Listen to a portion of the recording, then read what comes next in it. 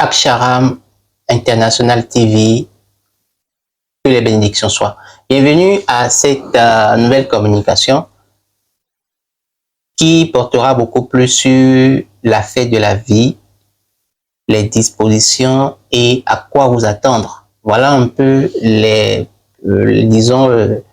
à quoi portera cette communication d'aujourd'hui avec Monsieur Maurice Awinde, qui va nous permettre de comprendre tout cela, comment on pourra participer en ligne. Restez avec nous jusqu'à la fin pour comprendre. Alors, bonjour. Bonjour, Monsieur Mario. Comment tu vas bien? Ben, je vais divinement très bien. Merci. Alors, nous sommes en plein pied à la fête de la vie qui va se tenir le dimanche prochain, le dimanche 12 novembre 2023. Parfait. Alors, pourquoi aujourd'hui? Bon, on n'entend pas souvent parler la fête de la vie. Je crois que pour beaucoup de personnes, c'est la première fois qu'on entend parler de la fête de la vie. De quoi s'agit-il? C'est vrai que la tradition ou notre culture ne fait pas souvent ressortir cet aspect de l'existence qui, en fait, est ce qui module même la fréquence de l'existence. Okay.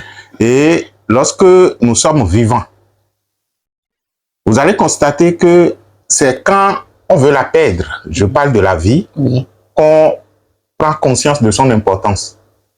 Vraiment. C'est quand on veut la perdre qu'on prend conscience de son importance. Généralement, vous vous levez le matin, vous vous vaquez à vos occupations, à la limite, vous allez peut-être prier pour dire que, bon, au Père Céleste, vous êtes en train donc de rendre grâce, de faire ci ou de faire ça. Mais dans les activités quotidiennes, on ne se sent pas véritablement vivant, alors que c'est justement parce que vous êtes vivant que vous pouvez mener les activités. C'est parce que vous êtes vivant que vous pouvez réfléchir. C'est parce que vous êtes vivant que vous pouvez même penser à vos soucis. Bien sûr. Penser à mes soucis. Bien sûr. Donc, même ne serait-ce que l'avantage que vous avez à être soucieux, si cela est un avantage pour vous, puisqu'il y a des gens qui prennent leurs soucis comme un chef-d'œuvre, et bon, quand on veut même les enlever de ça, ils se disent non, c'est mon problème, il faut que je le gère. Ok, d'accord. On n'a pas dit, on n'a jamais interdit à qui que ce soit de gérer son problème. Non, ça, c'est une blague. Je voudrais tout simplement nous faire comprendre que la vie, ce que nous appelons la vie, est ce qui nous permet d'être. Est en fait ce qui fait l'existence. Et de façon métaphysique, on dira tout simplement qu'il y a la vie qui a généré l'existence. Ce que j'appelle la vie qui a généré l'existence, c'est en fait cette chose qui permet à l'existence même de se mouvoir. Nous sommes là maintenant, toi, Mario, moi, Maurice, on est en train d'échanger. Il y a un phénomène, disons, mystérieux qui, lorsque cela se passe tout de suite, peut-être toi ou moi, on ne pourra plus continuer à communiquer à travers ce corps. Mais qu'est-ce qui permettait au corps d'être en mouvement? Qu'est-ce qui permettait au corps d'être vivant? C'est ce qu'on appelle tout simplement la vie.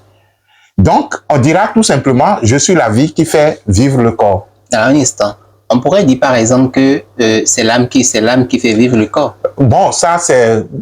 appelez ça l'âme, si vous voulez. Mais en fait, de façon métaphysique, on dira même que c'est la vie qui fait vivre l'âme. Ok. Elle, la vie, est au-delà de toute perception sensorielle. Mais on peut utiliser les perceptions sensorielles pour quand même ressentir sa présence. Okay. Lorsque je parle et je m'entends et que je sais que c'est parce que je suis vivant que je parle et que je m'entends, je suis en train alors d'utiliser une perception sensorielle pour rendre témoignage à la vie. Tous les maîtres en ont parlé.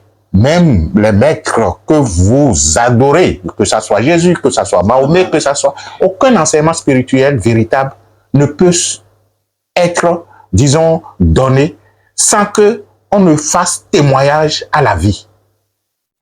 Les maîtres sont des témoins de la vie. Nous sommes tous des témoins de la vie parce que c'est parce que je suis vivant que je peux être là. À partir du moment où on me voit et que je peux interagir avec mon environnement, je suis en train de rendre témoignage à la vie en disant tout simplement, regardez comme je suis vivant. Regardez comme vous êtes vivant. Bien sûr. Mais comme il n'est pas, disons, je vais dire, fréquent dans la perception humaine de vivre cet instant à chaque instant de l'existence, on est amené de temps en temps à lui accorder de l'espace-temps pour dire, bon, tout au long peut-être de l'année ou tout au long du mois ou tout au long de la semaine, et je n'ai pas pu me rendre compte de ta présence en moi et en toute chose d'ailleurs. Maintenant, je te dédie cette journée, je te dédie cette heure, je te dédie cette minute pour pouvoir dire, pardonne-moi, j'ai oublié de te rendre témoignage, mais je sais maintenant que tu es là. Donc, c'est en fait la logique qui sous-tend la fête de la vie. Et par rapport à ça, nous, au niveau donc de l'organisation Aksharam, nous avons généralement un jour au sein de l'année. Quand nous disons un jour, c'est juste symbolique. Sinon, ce que nous appelons la célébration de la vie qui fait partie donc des, disons, des rencontres de célébration que nous faisons. Ça se fait chaque dimanche, par exemple, ou on pourrait même dire ça se fait à chaque heure. Lorsque je me concentre sur mon corps et je ressens que mon corps est vivant et que je rends témoignage à la vie du corps, je suis déjà en train de célébrer la vie. Donc, de façon organisationnelle, on se regroupe alors une fois l'an. Après, bien sûr, le démarrage de l'année spirituelle qui commence dans la deuxième quinzaine du mois d'octobre, généralement autour du 23, 24 octobre. Après que l'année spirituelle démarre, nous choisissons une journée pour rendre témoignage et pour rendre hommage à la vie. La vie une et universelle, nous l'appelons. Donc, c'est ça, en fait, l'origine de ce que nous appelons la fête de la vie.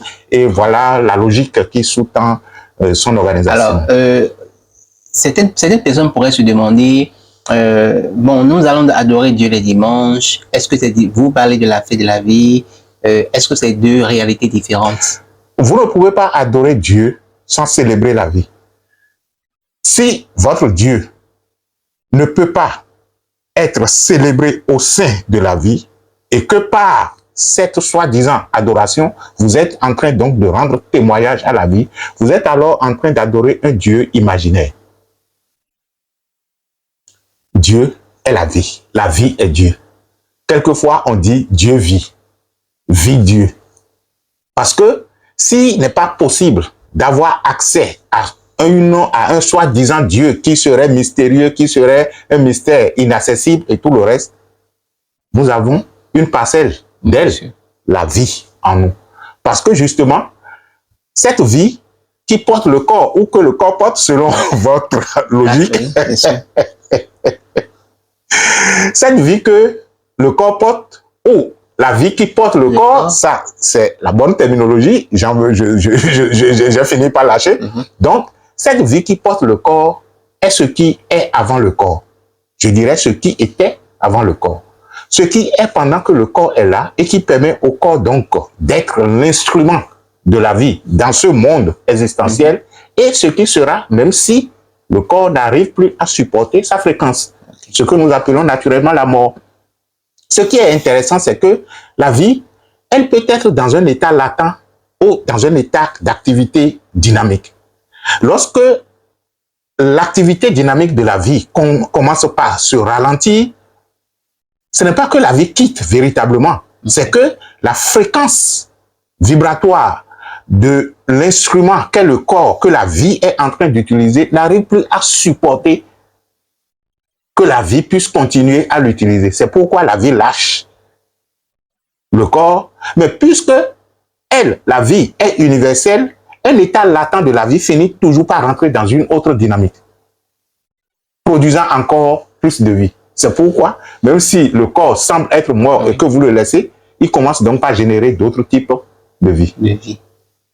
Ah, ça suppose que la vie, en fonction donc de l'expérience de l'existence, peut se manifester sous différentes fréquences. Oui, justement, différentes fréquences qui génèrent différentes formes. Différentes formes. C'est ce que nous appelons le 1 qui est multiple.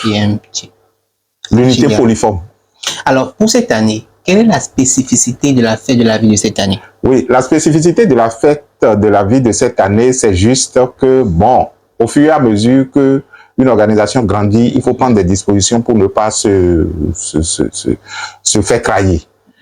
L'année passée, par exemple, vous auriez pu constater, on a organisé la fête de la vie à Porto et à Porto Novo. Ça, c'était pour le pays Bénin. Et par la suite, on a dû l'organiser également à Lomé. Mais de plus en plus, on se pose la question. C'est vrai, aujourd'hui, l'organisation Akcharam est présente au Bénin. Et déjà, au Bénin, il y a déjà plus d'un centre à Lomé. Et si, entre-temps, on se retrouvait présent en Côte d'Ivoire, au Mali, disons au Burkina et tout le reste, on ne pourra pas organiser la fête de la vie dans tous ces pays.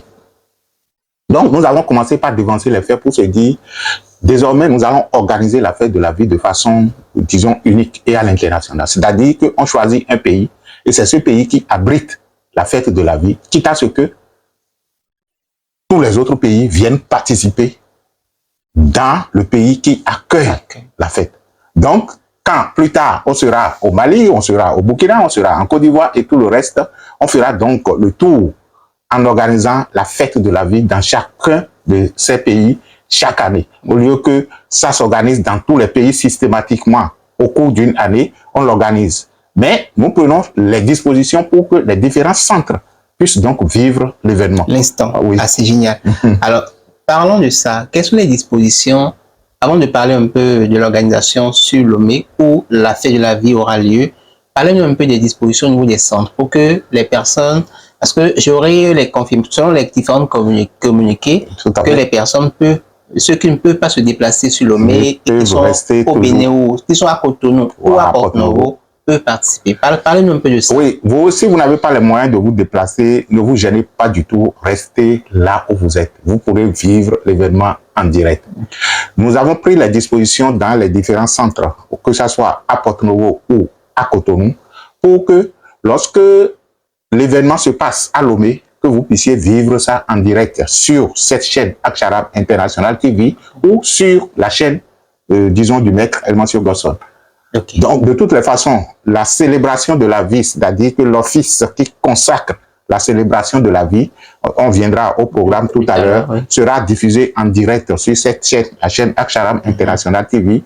Donc, nous allons générer le lien et dès que ça commence, vous allez pouvoir donc vous connecter où vous vous trouvez. Okay. Et au niveau donc des centres, nous avons pris les dispositions pour avoir un écran géant, okay, de telle sorte que les gens qui sont là pourront vivre à travers cet écran géant l'événement de façon numérique. C'est comme une retransmission d'un match de football. Bien sûr, bien sûr.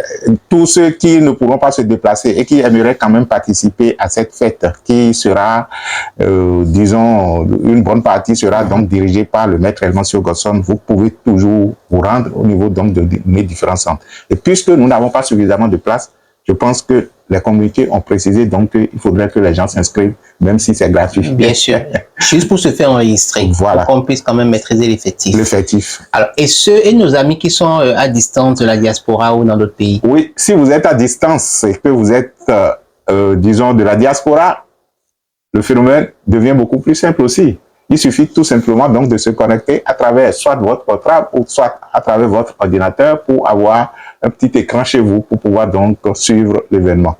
Et même si vous êtes aussi à l'intérieur du pays, que ce soit au Bénin, à Lomé, au Togo ou n'importe où, et que vous ne pouvez pas vous déplacer pour venir même au niveau des centres, vous pouvez toujours vous connecter de chez vous.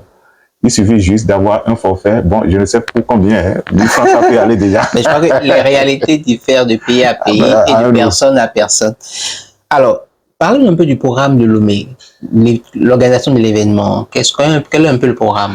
Ce que je sais de façon, disons, en matière de planning, oui, déjà, je n'ai pas ça en tête, mais je sais que déjà à 8h GMT, je pense que c'est ça, à 8h GMT. Un instant, je vais rapidement lire ce qui est ici, okay, et là, vous allez nous apporter quelques commentaires pour nous orienter. Alors, de 7h30, de 7h à, donc, déjà pas de 7h30 plutôt, accueil et mise en place des participants ou invités. Ok.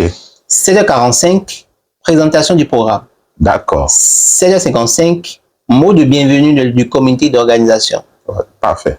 8h, messe spirituelle. Ok, donc à partir de 8h, la communication, je vais dire la célébration de la vie, nous l'appelons la Heka. C'est une façon donc de rendre hommage à la vie. Vous allez constater qu'au cours de cette célébration, pour ceux qui sont habitués, on n'utilise que, disons, la vie. On prend conscience de la vie pour, en fait, augmenter sa fréquence vibratoire.